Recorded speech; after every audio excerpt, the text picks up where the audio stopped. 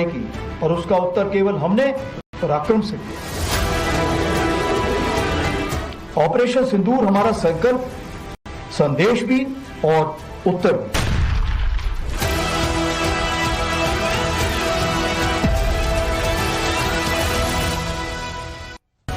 नमस्कार, बहुत स्वागत है आप सबका। आज 26 जुलाई, भारत के शौर्य को याद दिलाने वाला दिन।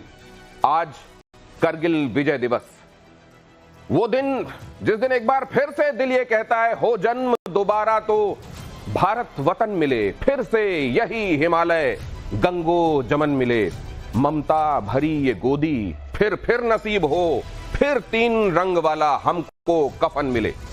ये जब मैं कह रहा हूं तो वो रंग जो हमारे जांबाज खुद के ऊपर लेकर चलते हैं, कुछ देर के लिए मैंने ये एक तरीके से थोड़ा सा उधार लिया है, ताकि थोड़ा सा तो समझ पाऊं उस भावना को, स्पिरिट को, उस जज्बे को जिसके साथ वो एक पल नहीं लगाते मातृभूमि के चरणों में अपना शीश चढ़ा देने में। वो कौन सी भावना होती है जहां उनको ये याद नहीं आता है कि उनके पीछे उनके बूढ़े माँ बाप हैं, या वो दुल्हन है जिसकी अभी मेहंदी सूखी नहीं है, या वो दुधमुहा बच्चा है जो उसकी राह देख रहा होगा। ये सब छोड़कर कौन है जो दिन रात जागकर विषम परिस्थितियों में, एक्सट्रीम टेम्परेचर्स में भारत मां के लिए प्रहरी का काम करता है। और उसकी कुछ तमन्ना भी होती है, उसकी थोड़ी सी कुछ अभिलाषा भी होती है कि वो लोग जिनकी सुरक्षा में वो दिन रात लगा हुआ है, वो समझें कि भारत केवल जमीन का टुकड़ा नहीं है, वो एक जागृत राष्ट्र पुरुष है। आज इन्हीं संकल्पों को दोहराने का दिन है, विजय दिवस। और मेरे साथ वो लोग जुड़ रहे हैं जिनके साथ आज हम इस संकल्प को याद करेंगे, दोहराएंगे, और एक बार फिर से याद उन्हें भी कर लो जो लौट के घर ना आए। और उनकी कहानी इसलिए नहीं कि उनके ऊपर कोई एहसान करना है इसलिए याद करो, इसलिए याद करो कि तुम्हारी अपनी कौम पर, तुम्हारे अपने लोगों पर कभी इस तरह के मुसीबत वाले दिन ना आने पाए और दुश्मन अपनी हैसियत में, अपनी औकात में रहे। हमारे साथ जुड़ रहे हैं lieutenant general Sanjay Kulkarni sir. मैं कोशिश कर रहा हूं कि इस ऑर्डर में आपका परिचय कराऊं। वो ऑपरेशन मेघदूत के हमारे हीरो हैं, सियाचिन ग्लेशियर में भारत का तिरंगा गाड़ने वाले हमारे वीर। आइए उनके लिए तालियां बजाएं। हमारे एक एक परिचय पर ये तालियां बजनी चाहिए। सर, बहुत स्वागत है आपका। आपको जब मैं अपने करीब पाता हूं तो एक बार फिर से गौरवान्वित होता हूं। जनरल मेस्टन हमारे साथ आज इस चर्चा में जुड़ रहे हैं। न जाने कितनी बार उनसे हमने जब बात की तो उन्होंने जो बारीकियां बताई आपको आने वाले दिनों में, उसका मतलब ये समझ में आया कि देखो, उन्होंने पहले जिक्र किया था, अब ये हो रहा है। हमारे साथ DK शर्मा सर भी मेरे बगल में यहां पर आपको दिखाई दे रहे हैं। बहुत स्वागत है सर आपका। ये जो वॉर वेटरन्स हैं, ये 2 तरीके से चीजों को देखते हैं। एक तो वो जहां सरहद पर जाते हैं सब कुछ भूलकर केवल दुश्मन को उड़ाने के संदर्भ में उनका संकल्प होता है, लेकिन कई बार इनको घर में चलने वाली चीजें बहुत निराश भी करती हैं कि जहां इतना ज्यादा बलिदान दिया जा रहा है देश के लिए, वहां घर में रहने वाले लोग क्या अपनी जो बे मिनिमम जिम्मेदारियां हैं उनका एहसास भी कर रहे हैं क्या? एयर मार्शल PK श्रीवास्तव मेरे साथ इस चर्चा में हैं। जनरल शिवाच, आज एक बार फिर से सर आपकी मूंछें तो हम लोगों को और जोश से भर देती हैं। Welcome to the show sir. और हमारे साथ कैप्टन श्याम भी इस चर्चा में जुड़ रहे हैं। हमारे साथ मेजर गौरव आर्य भी हैं जिनके साथ आप प्रतिशोध लगातार देख रहे हैं, और उनकी जो फैन फॉलोइंग है, खासतौर से जब वो पाकिस्तान का जिक्र करते हैं तो लोग कहते हैं सर, मुझको मिलते हैं ऐसे लोग कि मेजर आर्य जिस तरीके से संभालते हैं ना पाकिस्तानियों को, वही ट्रीटमेंट चाहिए सर, उनकी दवाई तो वही है। लेकिन आज हम समझेंगे कि उस समय क्या दवाई दी गई थी करगिल में। उस ऊंचाई पर जब दुश्मन बैठा हुआ था, उसके पास ये एडवांटेज था कि वो ऊंचाई से हमको देख सकता था, और हमारे साथ ये चुनौती थी कि हमने एक बार फिर से पीठ में छुरा खाया था, क्योंकि ये तय हुआ था कि उन जगहों पर जिन जगहों पर दोनों ही तरफ से अगर डिप्लॉयमेंट होता है तो जाने जाती हैं, कहा जाता है कि माउंटेन ईट मैन, तो क्यों उनको और ज्यादा जाने लेने का मौका दिया जाए। तो एक काम करते हैं, दोनों ही लोग वहां से वहां पर एक दूसरे के लिए चुनौती नहीं बनेंगे। लेकिन तभी पाकिस्तान ने वहां वो शुरू कर दिया जो पाकिस्तान की फितरत है, धोखा देना। भारत ने इस धोखे को पकड़ा, तब तक कुछ देर हो चुकी थी और एक बड़ी चुनौती सामने थी। फिर क्या हुआ, आइए जरा उस समय के हालात, कैसे ये शुरू हुआ, यहां से इस चर्चा को शुरू करते हैं। और लेफ्टिनेंट जनरल संजय कुलकर्णी से ही इस चर्चा की शुरुआत करता हूं। सर, ये सोचा था हमने कि, वैसे हमने क्यों इस बात को ग्रांटेड लिया कि पाकिस्तान जैसा देश हमको धोखा नहीं देगा? दिनेश जी, बहुत बहुत धन्यवाद। ये कहना कि पाकिस्तान हमें धोखा नहीं देगा, ये तो हम कभी सोच भी नहीं सकते और हमें सोचना भी नहीं चाहिए, क्योंकि पाकिस्तान की जो फितरत है वो धोखे की ही है और उसके ऊपर हमें विश्वास कभी भी नहीं करना चाहिए। और आज ही नहीं 1947 से हम देखते आए हैं कि पाकिस्तान पे विश्वास करना बहुत मुश्किल है और बल्कि मैं कहूँगा आज की तारीख पे नामुमकिन है जिस प्रकार से उनकी सोच है। जहाँ तक कारगिल का सवाल है, ज़रूर 1998 के न्यूक्लियर ब्लास्ट के बाद 1999 में लाहौर यात्रा के बाद ज़रूर लग रहा था कि हो सकता है जिस प्रकार से भारत बार बार कोशिश कर रहा है कि पाकिस्तान एक हमारा पड़ोसी है और बार बार जिस तरह उस वक़्त के तत्कालीन प्रधानमंत्री कहते थे कि पड़ोसी को बदली नहीं किया जा सकता, पड़ोसी तो पड़ोसी ही रहेगा और उससे अच्छे व्यवहार है, लेकिन उसकी फितरत सामने आए क्योंकि उन्हीं के प्रधानमंत्री जो है नवाज शरीफ, उन्हें भी नहीं शायद आज लग रहा है, वो बार बार कहते थे कि मुशर्रफ ने उन्हें नहीं बताया। जो आपने कहा ना सर, मुझको लगता है यहीं पर वो बात छिपी हुई है, फितरत में ही सब कुछ छिपा हुआ है। भारत की फितरत ऐसी है कि बहुत क्रोध आने के बावजूद भी, बड़ा खतरनाक दुश्मन होने के बावजूद भी उसमें कहीं दया रह जाती है। इसीलिए रावण को मारने के बाद भी रामचंद्र जी लक्ष्मण जी से कहते हैं कि जाओ सीख लो, ये प्रकांड पंडित भी रहा है, इससे पूछ लो कि क्या किया जाना चाहिए। ये समझना चाहूंगा जनरल मेस्टन, ये लेकिन अब तो इसको छोड़ना पड़ेगा सर। अब ये दया भाव, एक बढ़िया शत्रुबोध कि ये हमारा दुश्मन है और ये हमारा दोस्त है, एक तो ये होना चाहिए, उसके बीच में कहीं एम्बिग्विटी नहीं होनी चाहिए। और दूसरे जो जिसकी फितरत एक बार समझ जाओ, once a Pakistan always a Pakistan, अब इसमें कोई कंफ्यूजन नहीं होना चाहिए। और दिनेश, पहली बात जो आज आपने इंट्रोडक्टरी दिया है, मैं आपकी सराहना करना चाहूंगा कि आपने हम सब के अंदर बहुत जोश लेके आ गए हैं और आपने जो एक एक शब्द बोला है बहुत ही बेहतरीन शब्द बोला है। और जब आप बोल रहे थे हम सब में वही जज्बा आ रहा था, क्योंकि आपने बोला सेना में क्या चीज है वो जो जवान को या एक ऑफिसर को मोटिवेट करती है, ना अपनी वो जान देखता है ना कुछ, वो सिर्फ देश को करते हुए आगे बढ़ता है। आपने जो सवाल उठाया, पहली बात पाकिस्तान पे तो बिल्कुल भरोसा बिल्कुल नहीं कर सकते, कारण उनकी ब्लड के अंदर है डिसीट और डिसेप्शन, धोखेबाजी, वो उनका ब्लड है। और आपने देखा बस डिप्लोमेसी के साथ हमारे उस समय प्रधानमंत्री अटल बिहारी वाजपेयी के साथ कितना धोखेबाजी की। और जब पाकिस्तान में बोलता हूं, मैं सिर्फ बोलूंगा पाकिस्तान की सेना और खासकर उनकी जो टॉप लीडरशिप है और साथ में उनके साथ जो ISI है, पाकिस्तान का वो वर्णन है। पाकिस्तान के ऊपर हमें उनकी सेना पे बिल्कुल भरोसा नहीं करना चाहिए। देखिए पाकिस्तान का, आपने आसिम मुनीर का भी स्टेटमेंट सुना था, क्या उसका इरादा था? भारत को तोड़ना, क्या बोल के कि हिंदू और मुसलमान अलग हैं, कश्मीर एक हमारी जुगुलर वेन है और हिंदू मुसलमान साथ कभी रह ही नहीं सकते। क्यों बोला उसने स्टेटमेंट? और ये जो पहलगाम में टारगेटेड किलिंग की है, उसका भी मकसद यही था कि लोगों के अंदर फूट आए और भारत में कॉमनल राइट्स होने चाहिए जो अंग्रेजों ने 1947 में कराया। तो कहने का मतलब है पाकिस्तान का तो ये स्टेटेड स्ट्रैटेजी है, बहुत क्लियर है, वो हिंदुस्तान को तोड़ना चाहता है, लेकिन हिंदुस्तान को बिल्कुल अभी उसके चुंगल में नहीं फंसना चाहिए, उसकी धोखेबाजी में।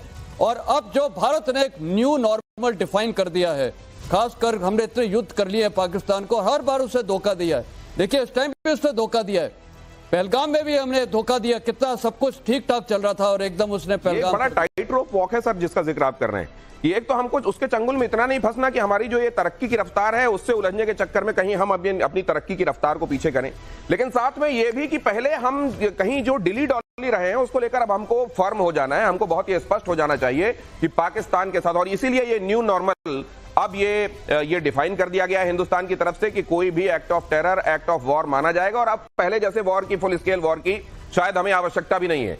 यहीं बैठे बैठे हमारे फाइटर एयरक्राफ्ट एक ऊंचाई में जाएंगे, अपनी मिसाइलें वहां फेंकेंगे और उधर जिसको मेजर गौरव आर्य कहते हैं हर हर महादेव हो रहा होगा।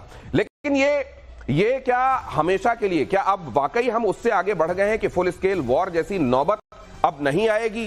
क्या वाकई ऐसा होगा कि हम अपनी तरक्की पे पूरा फोकस करते हुए बीच बीच में जहां इनको ट्रीटमेंट की जरूरत होगी, दवाई और डोजेस की जरूरत होगी, वो देंगे और आगे बढ़ पाएंगे? ये एक बड़ा सवाल है। एयर मार्शल PK श्रीवास्तव, क्या अब हम फुल स्केल वाली नौबत पर नहीं जाने वाले कभी? दिनेश, बहुत बहुत शुक्रिया, बहुत डिस्टिंग्विश पैनल आपने इकट्ठा किया है और जो बातें अभी तक आई हैं दोनों जनरल्स के पास से, वो वाकई मोटिवेट करने वाली है। मैं भी रोमांचित हो उठा था। लेकिन एक बात जो आपने सवाल पूछा है उसका सीधा आंसर यह है कि अब सिर्फ 3 आधार पर लड़ाई होगी।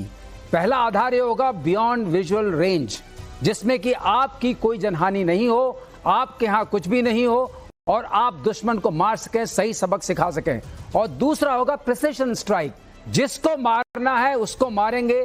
कोलैटरल डैमेज होता है तो आजकल के कनेक्टेड वर्ल्ड में इंटरनेशनल स्टेज पर बहुत ज्यादा उसकी चर्चा होती है, डिप्लोमेटिक तरीके से आप लूज करते हैं। इस बार देखिए ऑपरेशन सिंदूर में आपने देखा होगा there was no collateral damage even in Kargil, जब हमने जाके मिराजेस यूज किए और LGBs यूज किए और जब उनके बंकर बस्टर्स बॉम्ब वहां जो बंकर में बैठे हुए थे उनको मारा और उनके एम्युनिशन के डिपो को मारा, इंटरडिक्शन किया, उसके बाद से हमारी सेनाएं आगे बढ़ने लगी। लेकिन ये दूसरा एक युद्ध हमारे भीतर भी चलता है, कॉन्फ्लिक्ट इस बात का कि हमको अपने शत्रु के साथ बर्ताव कैसा करना है। और ज्यादातर वो मोहम्मद गौरी से लेकर आज तक का अगर आप इतिहास देख लें, ज्यादातर समय हमारी दया करुणा ही हमारे लिए कहीं पैर की बेड़ी बनी है। ये जो हम कहते रहे ना कि परोपकाराय फलंति वृक्षाः परोपकाराय वहन्ति नद्याः परोपकाराय दुहन्ति गावः परोपकाराय मिदं शरीरम, इसमें हमको ये ध्यान रखना पड़ेगा कि ये श्लोक हमारा वहीं तक है जहां वो दूसरे लोग जो हैं वो परोपकार किए जाने लायक हैं। जहां पर ऐसा नहीं है वहां आपको बहुत ही क्रूर होकर अपने दुश्मन से निपटना भी होगा। क्या वो बात भी अब हम धीरे धीरे अपने अंदर लेकर आ गए हैं जनरल सिवाच? देखो, हमने लेसन सीखे हैं लड़ाइयों से। आप रशिया यूक्रेन की लड़ाई देखें, यही किसी समय सोचा गया था कि मैन ऑन ग्राउंड की कोई वजह अब नहीं है, कन्वेंशनल वारफेयर नहीं होगा, शॉर्ट एंड इंटेंस वार होगा और इन्फेंट्री बहुत ज़्यादा इम्पैक्ट नहीं कर पाएगी, मगर उसके विपरीत हुआ। आज की तारीख में आपको पता है रूस में कॉन्स्पिरेशन जो आर्मी थी वो लड़ नहीं पाई, उनको अपना मिड कोर्स पे सब कुछ चेंज करना पड़ा। आप देख लें चीन को भी, चीन के साथ भी यही प्रॉब्लम हुई। गलवान में जब वो आए तो उनकी कॉन्स्पिरेशन आर्मी थी, हमारे 20 जवान शहीद हुए, हमने 100 से ज्यादा उनको मौत के घाट उतार दिया। तो ये सोचना कि कहीं ना कहीं फोकस बिल्कुल हमारा शिफ्ट हो जाना चाहिए, मुझे लगता है उससे हमारी कहीं ना कहीं। आप ये कह रहे हैं सर कि आप जैसे कहते हैं ना कि बहुत पानी बह गया नदी में, आप कह रहे हैं कि बहुत बारूद उड़ गया और अब चीजें बहुत बदल गई हैं। मेजर गौरव आर्य को थोड़ा क्या मैं आपके पास लौटूं सर, दोबारा आता हूं, एक फर्स्ट राउंड आप सबसे रिएक्शन ले लूं। मेजर गौरव आर्य, एक बात मैं ये समझना चाहता हूं कि क्या ये अब भारत जो है कम से कम उसका अपना उसका दयावान होना, उसका करुणामय होना, उसके लिए जो परेशानी का कारण बनता रहा है, अब हम ये समझ चुके हैं क्या कि जो आदमी जैसा दिखता है वो जरूरी नहीं है कि इंसान हो? नहीं, देखिए, मुझे नहीं लगता कि लड़ाई में कोई दया या करुणा का कोई स्कोप होना चाहिए। आप पहले पहचान लीजिए वो आपका दुश्मन है कि दोस्त है। अगर दुश्मन है तो दुश्मनों जैसा व्यवहार हो, दोस्त है तो दोस्त जैसा व्यवहार हो। जहां तक पाकिस्तान की बात है, हम लोग बहुत डिफेंसिव लोग हैं दिनेश, हमें ये बात समझनी पड़ेगी। हम लोग बहुत ज्यादा डिफेंसिव किस्म के लोग हैं। हम लोग ये वेट करते हैं कि पहले पाकिस्तान हमला करेगा, फिर हम जवाब देंगे, और फिर हम कहते हैं देखो हमने पाकिस्तान को जवाब दे दिया। जब पाकिस्तान ने हमला करा, आपने परमिट करा पाकिस्तान को हमला करना, आपने उसके हौसले बढ़ाए। उसको ऐसा लगता है कि या तो आप जवाब देंगे नहीं क्योंकि आपका अतीत ऐसा रहा है कि आपने जवाब नहीं दिया, या फिर पाकिस्तान ये सोचता है कि अगर जवाब आएगा तो ऐसी मिला जुला सा आएगा। तो ये क्लियर कर देना है पाकिस्तान को कि there will be a price to पे।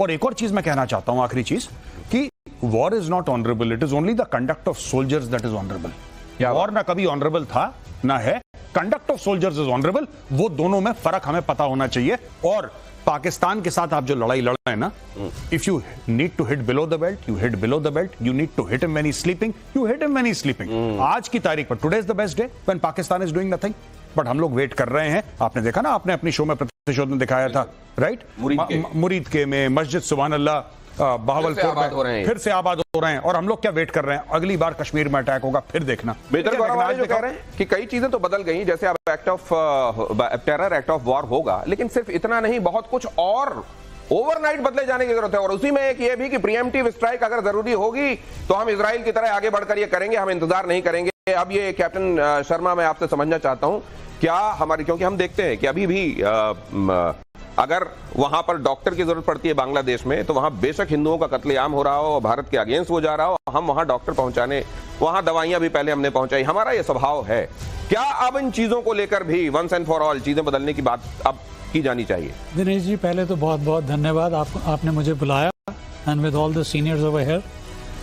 एक चीज जो हम मिस कर रहे हैं पूरे, वेदर इट वाज कारगिल और वेदर इट इज ऑपरेशन सिंदूर, हमारी पॉपुलेशन को ये मालूम नहीं है कि नेवी जो ऑपरेट कर रही है, जो आपकी आई साइट और आपकी सोच से भी आगे ऑपरेट कर रही है, because they are operating in high seas, तो पता नहीं लगता है नॉर्मली कि हो क्या रहा है। कि आर्मी और नेवी, आर्मी एंड एयरफोर्स का तो पता लग जाता है, बट जो नेवी ने इस बारी या उससे पहले कारगिल में किया था, अगर दिनेश जी वो हो जाता तो ये नक्शे से कुछ गड़बड़ हो जाता है। ये कैप्टन साहब का दर्द है, देखिए समझिए। नो, मैं बता रहा हूं आपको। दर्द है और ये हमारी पॉलिटिकल जो है नेवी का वो मिला नहीं है कि ये हमारी पॉलिटिकल लीडरशिप थी जिन्होंने बचा लिया इनको। हाँ। वरना ये कराची ऑनवर्ड्स, गौरव आर्या यहाँ पे खड़े हैं, आपको मालूम है कि पूरी Indian naval fleet was deployed with the aircraft carrier. इंतजार था सिर्फ एक क्लियरेंस का। यहां से ऑनरेबल प्राइम मिनिस्टर ने बोला था you have a free hand, but you don't have a free hand for such a big collateral. You see, जब नेवी का अटैक होगा, जब ब्रह्मोस निकलेंगे शिप से, वो इतना बड़ा मिसाइल है, वो एयरक्राफ्ट वाला मिसाइल नहीं, छोटा वाला जो सर बोल रहे थे प्रिसिशन स्ट्राइक, जो मेरी स्ट्राइक, जो मतलब जो नेवी की स्ट्राइक जाएगी, वो सिर्फ कराची के टाइम पे भी 1971 आग लगती है तो दिनों के लिए लगती है, फिर वो बुझाई नहीं बुझती। और अब जो हमारी आर्मामेंट है, जो मिसाइल्स हैं, इतने डेवलप्ड हैं कि इतना जबरदस्त भारी नुकसान होता, फिर ये वॉर शायद आउट ऑफ कंट्रोल होता। तो विजय दिवस जब हम याद कर रहे हैं 26 जुलाई, तब हम ये असल में देख रहे हैं, आप नेवी की तरफ से कहा जा रहा है कि अभी तो पूरे माइट और रूथलेसनेस के साथ भारत कभी गया ही नहीं है, वरना अगर नेवी को मौका मिल जाएगा, अभी बहुत सारे ब्रह्मास्त्र ऐसे हैं जो भारत ने रखे हुए हैं। लेकिन एक बात, करगिल के पहले और करगिल के बाद और करगिल के दौरान चीजें क्या थीं, पहले क्या थीं और क्या बदली हैं, जरा ये भी समझा जाए। कैप्टन श्याम, आप क्या मेजर चीजें बदली हुई देखते हैं पहले और अब में? धन्यवाद, जय हिंद, सनो वरुणा। लेसन फॉर लेसन की बात कर रहे हैं आप, और आज के इंटेंशन की बात कर रहे हैं आप, दोनों मैं कवर करता हूं। देखिए, 71 के बाद से कोई लड़ाई ऐसी नहीं हुई जहां हमने सभ्यता नहीं दिखाई। भारत की शक्ति 3 है, इकोनॉमी, मिलिट्री और सभ्यता। हम सभ्यता से लड़ते रहे। दया का मतलब हमने अब चेंज किया है, वो उसका नाम रखा है हमने अब रिस्ट्रेन, कंस्ट्रेन, लिमिटेशन। और वो क्या थी? एलओसी क्रॉस नहीं करते हुए भी वो सब हासिल करना जो हमारी पॉलिटिकल विल और हमारे देश के लिए जरूरी है। तो ये है आज का इंटेंशन। क्या हुआ? हमने 71 के बाद से कभी भी जो भी स्ट्राइक्स की, हमने रिस्ट्रेन में की। हमारे राजनाथ सिंह को 10 बजे सुबह 8 तारीख को प्रधानमंत्री ने कहा कि हमारे सारे जवान सुरक्षित वापस हैं, हमारा सारा मिशन कंप्लीट हो गया, आप कश्मीर जाके सेना के लोगों से मिलिए। ये क्या था? क्योंकि हमारे सैनिक वहां और कुछ करने के लिए बेताब थे और देश को हमें समझाना पड़ा अगले 15 दिनों तक कि हमने क्यों रोकी लड़ाई। सभ्यता के लिए रोकी। एलओसी की बात कर रहे हैं तो समुद्र में कोई एलओसी होता नहीं, 12 नॉटिकल माइल का होता है। हमारे मित्र ने अभी बताई आपको। इंटरनेशनल कानून के हिसाब से हम चाहते तो निस्तनाबूद कर देते। एक शिप में 16 लंबे मिसाइल ब्रह्मोस लगे हुए थे और ऐसे 20 शिप खड़े थे एक साथ, मिग 29 रैम्पेज के साथ मर्रा रहा था गुजरात के ऊपर। क्या कमी थी हमारे पास? लेकिन हमने सभ्यता दिखाई। आज का भारत यह है कि दया को हमने रेस्ट्रेन में कन्वर्ट किया है। एक और बात कहूंगा, पहले हम एफआईआर करते थे, पहले हम यूनाइटेड नेशन जाते थे, हम लोगों को बनाते थे। अब हमने जज का रोल ले लिया है। अब हमें किसी से पूछने की जरूरत नहीं है। यूनाइटेड नेशन अगर उसके पास टीथ नहीं है तो हम खुद अकेले लड़ने के लिए तैयार है। हमने अब कहा है कि जब भी तुम कुछ करोगे, एक्ट ऑफ वॉर को मान के हम अटैक करेंगे और तुम्हें मारेंगे। हम ही जज हैं, कोई विटनेस नहीं, कोई जजमेंट की जरूरत नहीं। जब जरूरत पड़ेगी मारेंगे। एक बात कहता हूं जाते जाते, अभी जाना नहीं है सर आपको, प्लीज अभी रुकिए। और ये आपने जो बातें कही हैं सर, क्या बात है, मेरा तो ताली बजाने का दिल कर रहा है। लेकिन जनरल कुलकर्णी, एक बात, वो जो पॉजिटिवली भारत ने चीजें बदली और आज भारत आपको उन मामलों में बेहतर दिखाई दे रहा है, पाकिस्तान के पार्लियामेंट में बात कर रहा हूं, और वहां जहां आज भी आपको लग रहा है कि यार ये क्यों है, इसको तो बदलना चाहिए था अब तक, क्या 2 चीजें हैं जो आपको लगता है? देखिएगा, जहाँ तक टेक्नोलॉजी का सवाल है दिनेश, हम लोग बहुत तरक्की कर रहे हैं, चाहे वो साइबर है, चाहे आर्टिफिशियल इंटेलिजेंस है, चाहे स्पेस वॉरफेयर है। हमने खुद देखा कि किस प्रकार से इस ऑपरेशन सिंदूर में पाकिस्तान ने आउटसोर्स किया अपना एयर डिफेंस, पूरा आउटसोर्स किया चीन को, कि चीन के हथियारों के इक्विपमेंट को इस्तेमाल करेंगे। और यकीनन पाकिस्तान सोच रहा होगा कि वो बेफिक्र से रह सकता है। लेकिन हमारे ब्रह्मोस ने जिस प्रकार से बिल्कुल पेनिट्रेट करके उनके सारे जितने भी आतंकी घर थे उनको बर्बाद किया, उसके बाद जिस प्रकार से एयरफील्ड पे स्ट्राइक्स किए उनको बर्बाद किया, ये साफ दर्शाता है कि अपना जो टेक्नोलॉजी लेवल है वो बहुत ऊंचा हो गया है। अब सवाल ये है सर कि ये पहले हम अगर ये मानते थे कि one front is this, one front is this, अब मुझको ये लग रहा है कि अगर ये चाइना और पाकिस्तान वाला जो फ्रंट है अब ये मिल गया है आपस में, मतलब ये अब अलग अलग गिने जाने की बजाय इसको एक साथ माना जाना चाहिए। वैसी स्थिति में क्या ये चैलेंज हमेशा से रहा है जनरल मिस्टन, ऐसा ही फ्रंट रहा है ये, या अब ज्यादा ये मिल गया है और अब ज्यादा खतरनाक हमारे लिए इसका मिलना हो गया है? दिनेश देखिए, साफ जाहिर है कि ये फ्रंट पहले भी थे, 2 फ्रंट, लेकिन अब वो बहुत बढ़ गया है। अब वो ऑन ग्राउंड दिखने लगा है और खासकर ऑप सिंदूर के सामने आपने देखा है कि डायरेक्ट प्रोजेक्शन था चाइना का। काफी हद तक उन्होंने मिलिट्री इक्विपमेंट दिया है, उन्होंने सैटेलाइट मॉनिटरिंग की है, उनको कम्युनिकेशन इनपुट दिया, सब कुछ दिया है। सवाल ये उठता है कि भारत को अभी जब ये थ्रेट्स हैं तो क्या करना चाहिए। ये आपने एक और सवाल उठाया था, मैं एक और बोलना चाहूंगा। देखिए, हमने बहुत डेवलपमेंट की, आत्मनिर्भर भारत, तरक्की वगैरह कर रहे हैं टेक्निकल, लेकिन सबसे पहले भारत में एक आना चाहिए स्ट्रैटेजिक कल्चर। हमारी जो टॉप पॉलिटिकल लीडरशिप है, टॉप इकोनॉमिक लीडरशिप है, और जितनी भी लीडरशिप होती है, मिलिट्री लीडरशिप तो करती है, एक स्ट्रैटेजिक कल्चर इस देश में बहुत जरूरी है। देखिए, ये एक बड़ा मसला है जिसको अंडरलाइन करने की जरूरत है। भारत को रिएक्शनरी नहीं होना चाहिए, और ये जब मेजर गौरव आर्य कहते हैं ना कि प्रीएम्प्टिव स्ट्राइक करो, वो 4 कुमाऊं रेजिमेंट और इस समय तो 2 हमारे साथ कुमाऊं रेजिमेंट के हीरोज हैं, मेजर आर्य हैं और जनरल कुलकर्णी हैं, तब ऐसे में जब इसका सूत्र वाक्य है पराक्रमो विजयते, अब मुझको लगता है प्रियम्पशन विजयते भी एक इसके साथ शामिल कर। सर, ये क्या इसमें कोई दिक्कत है? हम क्यों नहीं लागू कर पा रहे हैं ये? नहीं दिनेश भाई, ऐसा है कि हम लोगों के साथ एक प्रॉब्लम है। मैंने भी बड़ा सुना था फौज में long before when I was there in the army that we are not an expeditionary army. हम बड़े गर्व के साथ दुनिया, not only the army, everybody in India says with a great deal of pride कि हमने कभी किसी देश पे हमला नहीं करा, और मुझे आज तक ये समझ में नहीं आया क्यों नहीं करा। हमें करना चाहिए, राइट? दैट इज व्हाट, सी, आपको सर ने बोला ना, जनरल मस्टन ने एक बहुत प्यारी बात बोली है। देखिए, या तो आप चेस बोर्ड ले करेंगे या आपका एनिमी चेस बोर्ड ले करेगा। आप पहले क्लियर हो जाइए, या तो पाकिस्तान हमला करेगा, उसके बाद आप फैसला करेंगे कि आपको कैसे रिस्पॉन्ड करना है।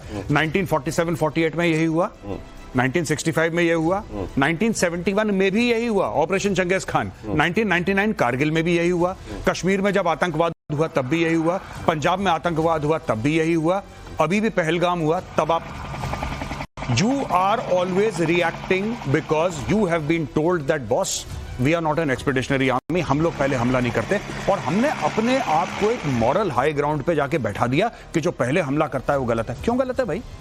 आपका दुश्मन है, अगर आप पहचानते हैं दुश्मन है, ठोकिए जाके उसको, ठीक है? आप उसको रिएक्ट करवाइए, आप उससे रिएक्ट करवाइए, वरना वो आपसे रिएक्ट करवाएगा, ठीक है? जब आप पहल करते हैं तो it is at a time and place of your choosing. जब आप रिएक्ट करते हैं उसको पता है आप रिएक्ट करने वाले हैं। नहीं, लेकिन हमारा जो इतिहास रहा है जनरल सिवाच, वो तो ये रहा है, मतलब अगर हम मुगलों के पहले चले जाएं, खासतौर से अंग्रेजों और मुगलों के दौरान जरूर बहुत कुछ यहाँ घालमेल हुआ है, हमारी शायद कई चीजें बदली हैं। हमको केवल ये बताया गया कि अहिंसा परमो धर्मः, धर्म हिंसा तथैव च, ये लोगों को भुला ही दिया गया। मतलब हमको वो एक गाल के बाद दूसरा गाल आगे कर देने वाला जो हिसाब किताब, अब चीजों को बदलना और जल्दी बदलना पड़ेगा। बिल्कुल, देखो दिनेश, इस पर कोई शक नहीं, इस बात को बार बार आ रहा है कि प्रोएक्टिव स्ट्रेटेजी बनानी पड़ेगी। चाहे आप देखें, उड़ी के बाद आपने सर्जिकल स्ट्राइक की, पुलवामा के बाद आप बालाकोट किया, और अभी आपने ऑपरेशन सिंदूर किया जब आपका पहलगाम हुआ। अभी जनरल मिस्टन जो कह रहे थे कि आप स्ट्रैटेजी बनाइए और उसमें आपके बड़े महकमों को शामिल कीजिए, इस तरह का स्ट्रैटेजी वाला हमारा डिपार्टमेंट सर क्या अभी एग्जिस्ट करता है तो कितना संतोषजनक है आपके साथ? देखो, मुझे लगता है कि एक बात मान के चलनी पड़ेगी, एक माइंडसेट फौज में भी आपको चेंज करने चाहिए। हम क्यों रिएक्टिव हैं? क्योंकि हम देखते हैं कि जब दुश्मन आपके ऊपर हमला करतेगा, हम उसका कैसे बदला लेंगे।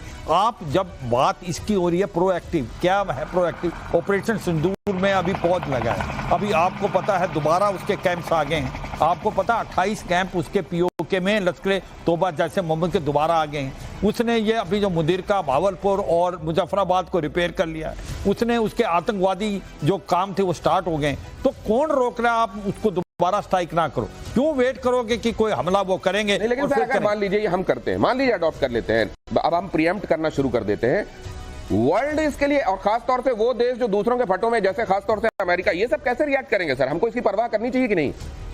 देखो दिनेश, अब कहते हैं ना कि एक आपको डिफेंस और डिप्लोमेसी को एक तरह से साथ लेके चलना पड़ेगा। It's hybrid game, it can not be one on its own self, because आजकल का बड़ा कनेक्टेड वर्ल्ड है और हम भी बहुत डिपेंडेंट हैं। हमारी अपनी इकोनॉमी बहुत ज्यादा है, हमें अपनी इकोनॉमी की ट्रैजेक्टरी को नहीं छोड़ना है। लेकिन जो आपने बात कही थी लड़ाई कैसे होनी चाहिए, लड़ाई 3 M से होती है, मैन, मशीन और मेथड्स।